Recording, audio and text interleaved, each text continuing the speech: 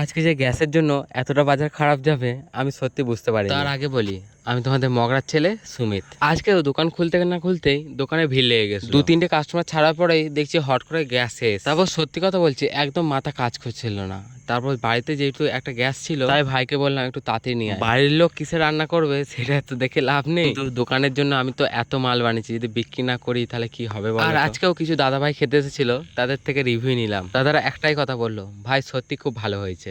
হ্যাঁ, দাদাদের রিয়াকশনটা দেখলে বুঝতেই পারবে যে কতটা ভালো হয়েছে। আর জানো, সকালের দোকানের পাশাপাশি আমার বিকেলের দোকানটা এত পরিমাণে সবাই জেনে গেছে যে তোমাদের আর কি বলবো। খেলেও যে কত দূর থেকে সবাই আসছে তোমাদের না বললে তোমরা বুঝতে পারবে না। আর এইদিকে দেখো, যে দিদিটা এসেছে সেই দিদিটাকে জিজ্ঞেস করলাম, আগের দিন তো খাবার নিয়ে গেছিলে, তো কেমন হয়েছিল বলো।